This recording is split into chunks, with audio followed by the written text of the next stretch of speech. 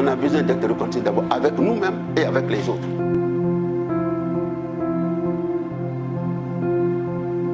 Adolescent, mon père a été accusé d'avoir participé à une opération de déstabilisation de l'État guinéen.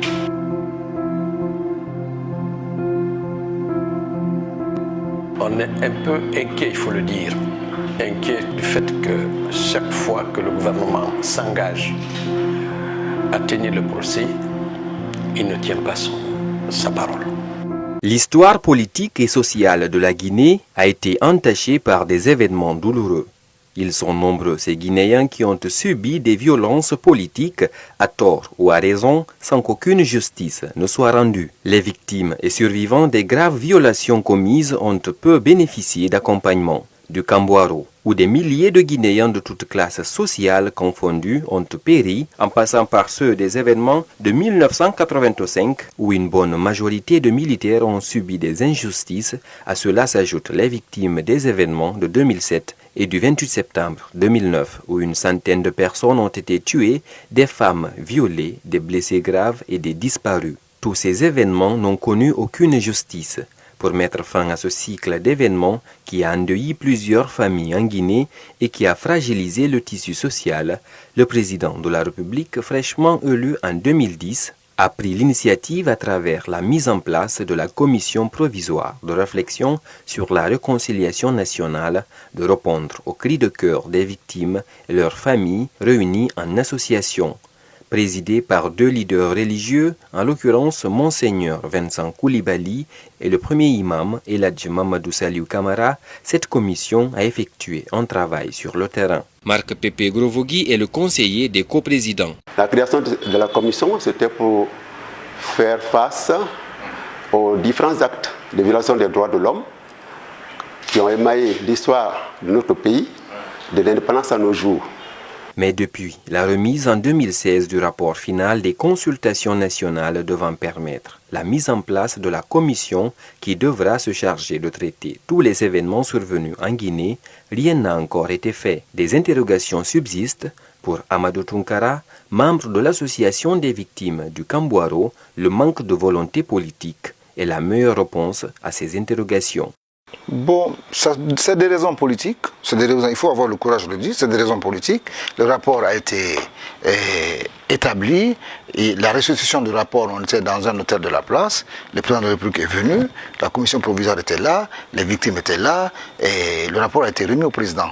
Et dans un premier temps, on a appris que le rapport avait été remis à la primature pour que la primature fasse le travail. Mais entre-temps, il y avait un chevauchement entre la primature et le ministère de la Réconciliation nationale. Chacun voulait avoir la primauté sur le dossier. Mais en ce temps, le dossier se trouvait à la primature. Est-ce que ce dossier se trouve toujours à la primature? Point d'interrogation. Pour bon nombre d'observateurs, il n'y a aucune raison de réconcilier les Guinéens, car le pays n'a jamais connu, disent-ils, de guerre civile. C'est ce qui d'ailleurs expliquerait en partie la lenteur que connaît la mise en place d'une commission vérité, justice et réconciliation. Et pourtant, ils sont nombreux ces Guinéens qui gardent en eux des séquelles du passé suite à la disparition de leurs proches. Boubacar Bari, qui a perdu son père au Kambouaro, en est un exemple. Donc sa disparition, non seulement a produit un traumatisme, parce qu'on savait effectivement qu'il y avait cette ambiance délétère où il y avait des dénonciations, des arrestations nocturnes, et des ministres n'y ont pas échappé, des hautes personnalités n'y ont pas échappé. Donc l'un dans l'autre, on a considéré que bon, il y avait quand même là, comme on dit, le ciel qui nous tombait sur la tête. On était des jeunes ados, moi j'étais au lycée. Du coup, j'ai été totalement perturbé avec mes grandes sœurs, mon grand frère et mes jeunes sœurs et mes jeunes frères. C'est quand même une famille assez nombreuse. Et puis, il y avait surtout aussi cette démarche, je dirais, punitive de l'État. C'est-à-dire, au-delà d'arrêter une personne chère, on vous expulse de vos lieux d'habitation. Réunis en association, les victimes du Kambouaro et leurs proches continuent de réclamer justice. D'abord, la vérité sur le sort des disparus et la délivrance d'un certificat de décès pour toutes les personnes disparues.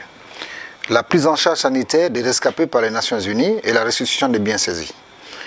la commémoration de certaines dates symboliques, comme le 25 janvier 1911. Je vous rappelle que le 25 janvier 1911, sur toute l'étendue du territoire guinéen, des Guinéens furent pendus. Alors, cette date, nous souhaitons que cette date soit commémorée sur le plan national. Et le 18 octobre 1911 aussi, 71 Guinéens ont été fusillés entre Conakry et Kinya. Cette date, nous souhaiterons que cette date soit retenue comme date à commémorer sur l'étendue du territoire. Même s'il n'y a pas eu de guerre civile en Guinée, réconcilier les Guinéens reste une nécessité, estime Dr Marc Pepe Gorovogui, le conseiller des coprésidents de la commission provisoire de réflexion sur la réconciliation nationale. L'histoire de notre pays montre qu'il y a eu des moments douloureux qui ont entraîné des frustrations et une rupture de la cohésion sociale. Donc la réconciliation est une nécessité. Tout observateur de notre situation nationale voit qu'il y a des crises récurrentes. Et pourquoi ces crises récurrentes? C'est parce qu'il y a des frustrations et il y a un passé qui n'est pas encore traité. Donc il nous faut obligatoirement faire face à notre passé, traiter le passé et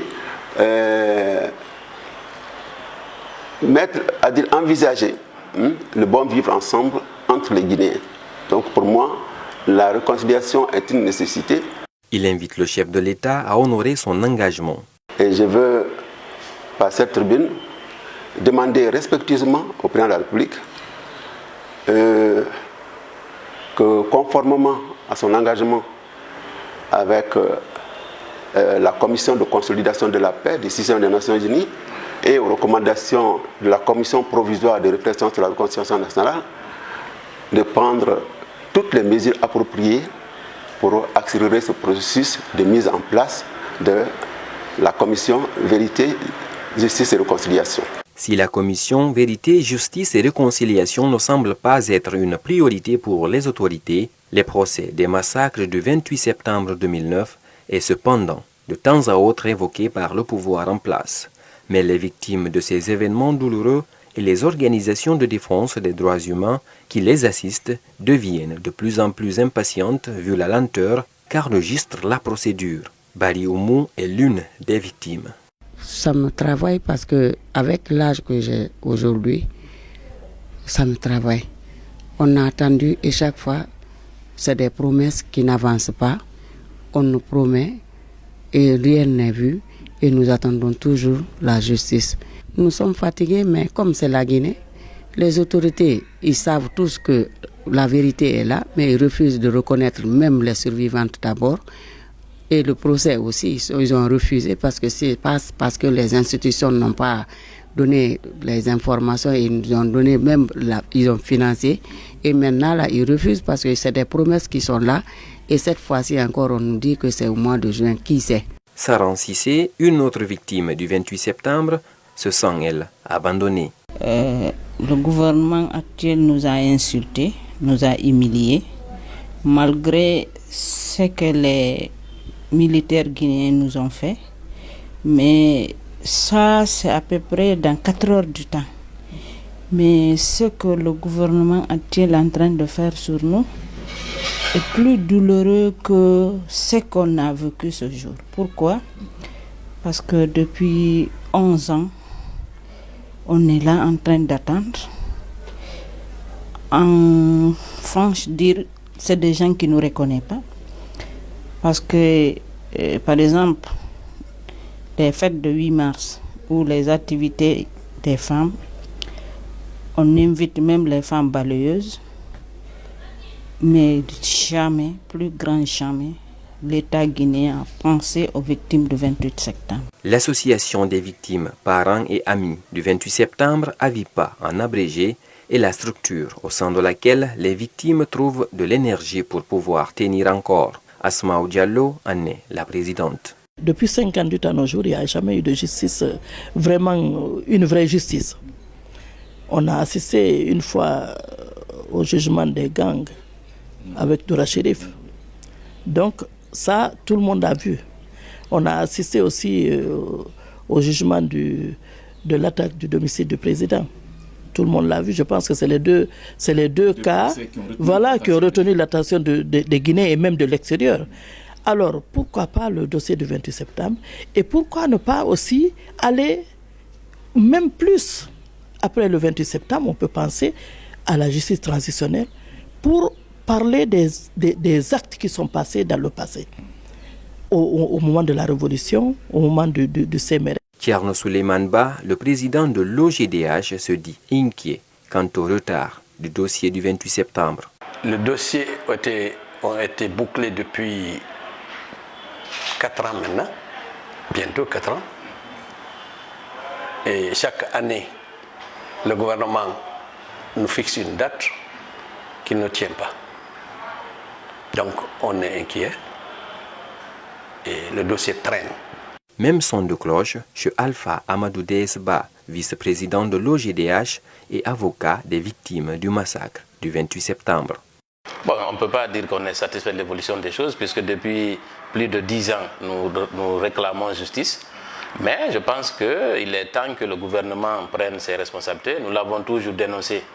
Il est temps que ce procès soit organisé parce qu'autrement, nous n'aurons d'autre choix que d'explorer la possibilité de saisir d'autres instances sous-régionales, notamment la Cour de la CEDEAO, puisque au niveau de la Cour pénale internationale également, la Guinée est en examen préliminaire de ce côté, mais si les choses ne se précisent pas dans les prochains mois, je pense qu'on aura d'autres choix que de saisir la Cour de la CEDEAO afin que la Guinée soit mise face à ses responsabilités. Ne sachant pas la véritable raison qui retarde le dossier du 28 septembre, pour ces acteurs, sa tenue pourrait tout de même constituer un pas important vers la fin de l'impunité en Guinée. Il y a plein de violations des droits de l'homme qui se tiennent en Guinée, qui se passent en Guinée, mais qui ne gagnent pas de procès. Alors moi, je pense que c'est très important si on arrive à juger ce dossier pour que les Guinéens puissent comprendre que quand tu fais du tort, tu dois rembourser. Alors, il faudrait que les Guinéens soient éduqués. Avec ce jugement, on saura qu'est-ce qu'il faut faire. Est-ce qu'il faut pardonner? Qu'est-ce qu'il faut faire? Mais c'est la justice qui va déterminer cela. Ce procès édifiera l'opinion sur ce qui s'est réellement passé, renchérit Thierno Souleymane Ba. D'abord, c'est que l'impunité finisse dans ce pays. Que tout le monde sache que personne n'est au-dessus de la loi. Tout ce qui entrave la loi doit passer devant la justice. Ensuite, les populations, comme on parle de choses, elles prendront beaucoup plus conscience de la situation que nous sommes en train de vivre. Les graves violations des droits de l'homme qui se perpétuent actuellement dans le pays. Les populations donc vont prendre... Et ceux-là qui avaient l'intention de continuer à faire du mal, à faire de la violence, eux aussi, ce sera un avertissement pour eux. En attendant la tenue du procès, les victimes bénéficient de l'assistance de leurs différentes organisations appuyées par des partenaires. Bon nombre d'entre elles exercent des activités génératrices de revenus, bénéficient également des séances de formation et d'éducation.